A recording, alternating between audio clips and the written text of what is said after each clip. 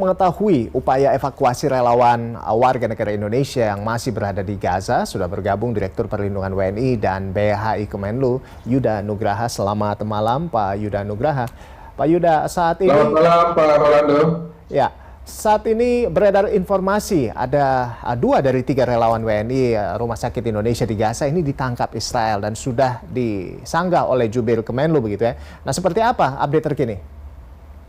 Ya, dapat kami update bahwa sejak hilang kontak pada saat Israel menyerang Rumah Sakit Indonesia tanggal 20 November yang lalu, alhamdulillah kemarin malam kami sudah dapat berkomunikasi langsung dengan 3 relawan Mercy warga negara Indonesia. Kondisi mereka sehat. Ya. Saat ini posisi mereka sudah dievakuasi dari Rumah Sakit Indonesia menuju ke Gaza Selatan. Tepatnya mereka tinggal di sebuah madrasah di sebelah Rumah Sakit Eropa yang ada di Gaza Selatan. Jadi informasi mengenai bahwa mereka ditangkap oleh tentara Israel itu tidak benar. Saat ini mereka berada di Gaza Selatan dan dalam kondisi yang selamat. Baik, jadi itu rumor yang beredar bahwa mereka ditangkap oleh Israel, pasukan Israel itu totally hoax begitu ya Pak ya. Dan sebelumnya ternyata mereka berada di basement begitu, basement dari Rumah Sakit Indonesia di Gaza seperti itu ya Pak ya. Tapi sekarang sudah dievakuasi. Betul demikian ya Pak? Betul, jadi memang sejak awal, ya, sejak pecah perang tanggal 7 Oktober yang lalu, kita selalu menjalin komunikasi dengan seluruh warga negara kita yang ada di Gaza. Total ada 10 WNI yang ada di sana, 7 memilih untuk dievakuasi keluar, dan alhamdulillah ke-7-7-nya saat ini sudah berada di Indonesia, sedangkan 3 relawan Mercy awalnya memang memilih untuk tetap tinggal di sana. Namun berdasarkan koordinasi terakhir dengan kantor Mercy yang ada di Jakarta, kita sedang upayakan evakuasinya saat ini. Baik, nah ini evakuasi masih terus diupayakan begitu Pak Yuda. Lalu sebetulnya apa saja yang saat ini menjadi kendala dalam proses evakuasi para WNI ini begitu? Mengingatkan tadi dari 10, 7 sudah dievakuasi, 3-nya belum gitu, memilih untuk tinggal di sana. Apa sebetulnya alasan mereka sampai akhirnya sangat sulit begitu untuk dievakuasi?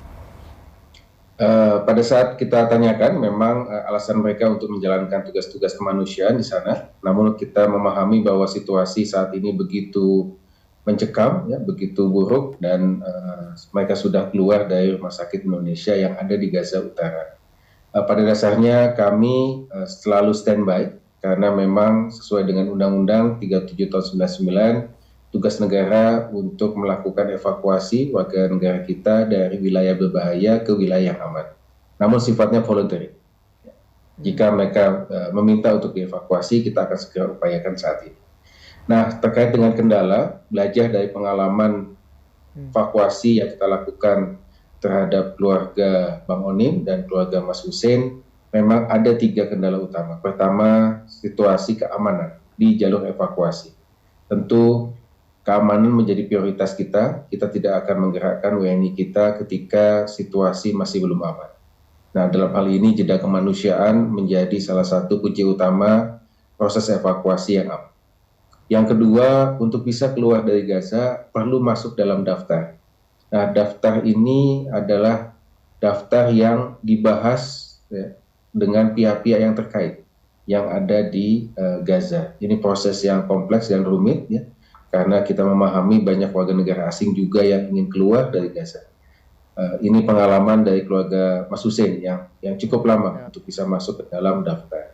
Yang ketiga adalah status border crossing yang ada di Rafah, yang kita tidak bisa prediksi kapan buka dan kapan tutup. Itu Mas Rolando, ada 3 tantangan. Iya, Pak Yuda, ini apa pertimbangannya sampai WNI ini harus dievakuasi ke selatan? Mengingatkan ini sebetulnya dalam gencatan senjata seperti itu. Apakah gencatan senjata ini masuk tidak aman begitu sehingga harus dievakuasi atau seperti apa?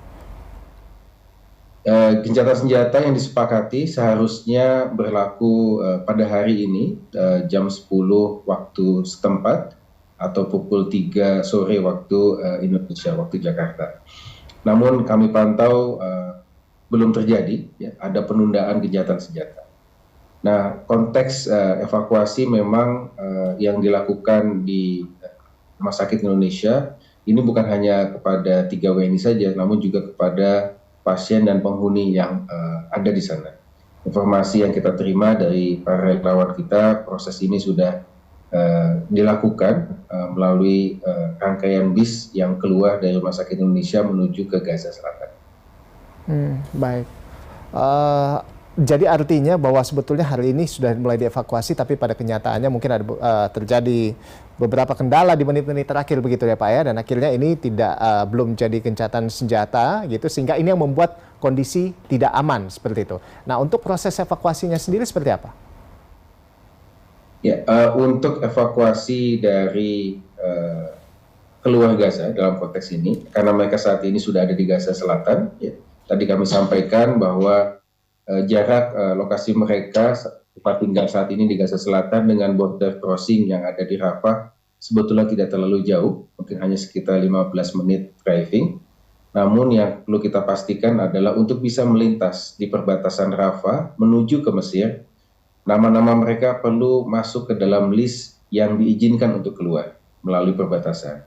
Nah, ini yang terus kita dorong, berbagai macam jalur kita gunakan, ya, dari kerjasama dengan KBRI Kairo dan juga KBRI Amman untuk bisa memastikan bahwa nama-nama mereka masuk ke dalam daftar. Nah, setelah itu saat ini tim evakuasi dari KBRI Kairo juga sudah kita standby-kan, ya, setiap saat ketika mereka sudah akan melintas, kita akan jemput di perbatasan Rafah. Baik, Pak Yuda, kita tentunya berharap kondisi di sana bisa semakin kondusif begitu ya, terjadi gencatan senjata sehingga benar-benar ada upaya damai yang bisa segera terjadi di sana dan tidak memakan korban lagi.